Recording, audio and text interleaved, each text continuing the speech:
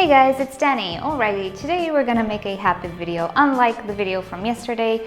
Yeah, I did not anticipate that one to be so dramatic. It happened, I'm sorry. But let's talk about the good news, because there are some good news in my greenhouse as well. I just seem to focus on the bad ones, because they just require more attention. But let's see some orchids, let's see how they're doing. It's not necessarily about flowers and all of that, it's just about health. So one of the things that is different in this new setup compared to my old balcony is the fact that I'm using clay pots. I cannot see through them, so I'm not sure how those roots do. Now I trust in my abilities to tell if an orchid is okay or is kind of suffering, but I would really like to see those roots. Now I did a flushing on all of my orchids. I'll talk about it in the MSU update, and since I got them and looked at them, I discovered some really pleasant stuff. So how do we know an orchid has roots inside the pot if we cannot see through the pot? Well, one way is to try to move the orchid. If she feels stable, there's a high chance there are roots in the pot. But how many roots and how long are they? Simple. Tilt the pot, look inside. What's that? It's a root and it looks, okay, it looks white. It's in good condition.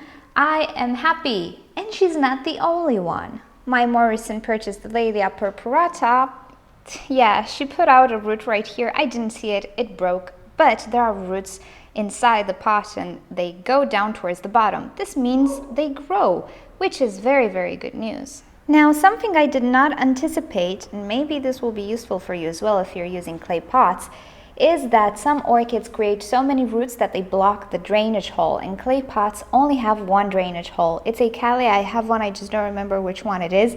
I was forced to damage the roots because it was simply not draining at all. So with clay pots, it is a good idea to check from time to time. If you see that water has issues with draining, just check the drain hole, because there might be quite a lot of roots blocking that drain hole. And while yes, it's a shame to disturb roots and to damage them, overall, if your pot does not drain, it's gonna be worse for the other roots. So a few roots need to take one for the team, sadly.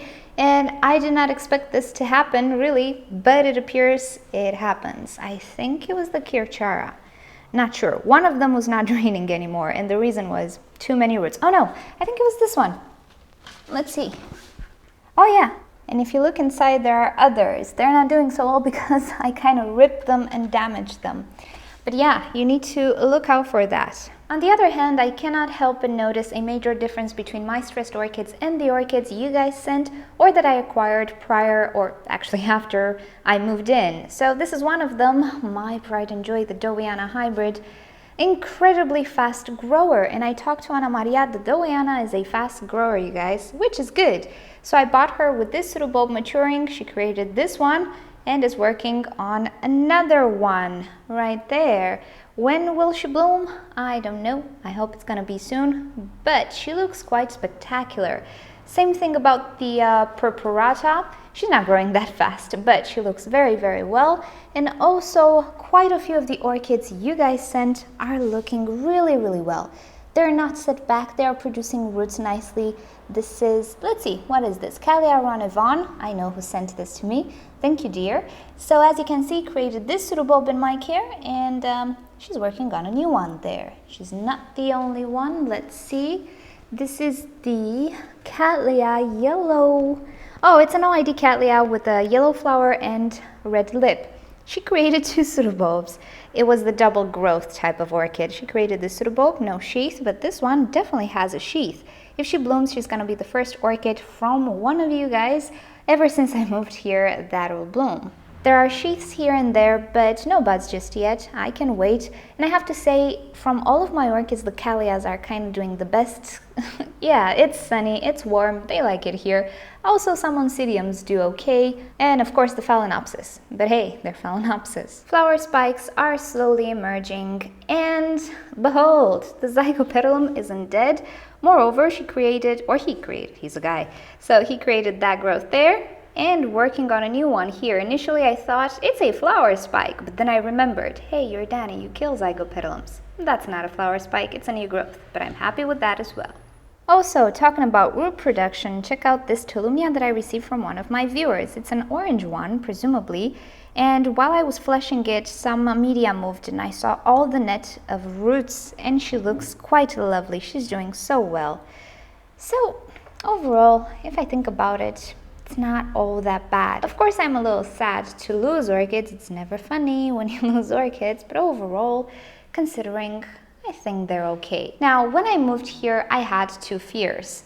One, will the clay pots be ventilated enough for my orchids? And I found out the answer. Yes, they are very, very ventilated. No need for holes if you have a very warm environment. If it's on the cooler side, more humid side, maybe some holes, extra ventilation holes will help. Overall, I'm extremely pleased with the ceramic pots. I still don't recommend them to beginners because, again, you cannot see the roots, but you can see all the other signs. So that was the first fear. Second fear, seramis. Yeah, I took a plunge and I used it. And though I knew it should be okay for the main part, had my doubts. But I can safely say it's working. Moreover, some orchids are lithophytes, and I'm referring here to the Kingianum and its crosses.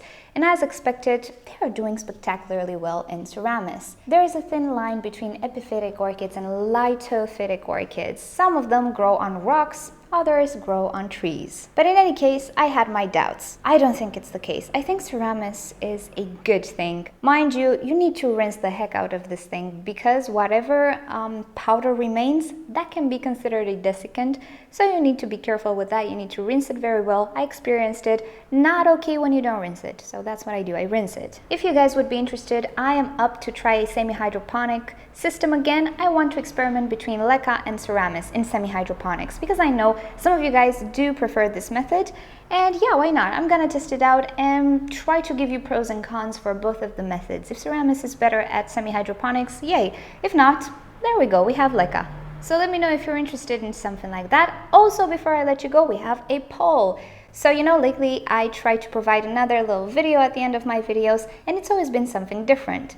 But I have a question for you guys. If you check the info card right here, you can answer a poll. So what do you guys want to see at the end of my videos? What would you prefer? First option, an update of an orchid that maybe you didn't see, 10 seconds or so of just talking about that orchid. Second option, a funny sketch like the one I did 2 days ago, where I get two orchids, I invent a little bit of a dialogue between them, and I try to be funny. Mind you, sometimes my sense of humor can be dark and weird, so I don't know how that will go. Take it with a grain of salt, okay? I don't want to offend anybody, but I'm not easily offendable, therefore my humor does not know the limit where people are sensitive. Anyway, I try not to be offensive, but you get what I mean. Third of all, something diverse like I did until now. Yesterday I shared a song that I liked. A few days ago, I don't know, I played with some synthic, I don't know. Something random, not necessarily related to orchids. And fourth option, you don't really care. So choose an option right here, answer the poll, and yeah, I'm just curious to see what you guys want to see at the end of the video. Thank you guys for watching. Don't forget to subscribe if you like to see more orchid videos and stay up to date, and I'll see you all next time. Bye! Oh hey, look who's out in bloom, my hibiscus, one of the favorites. They're doing so well after the trimming and everything, started to bloom again, full of buds. I love them so much that I purchased two more. One is white and the other one is pink. I didn't get to see them fully in bloom, but from the flowers, spent flowers, yeah. I want to get another one to make another 3 hibiscus potting thingies. They're so pretty. I'm developing a slight obsession.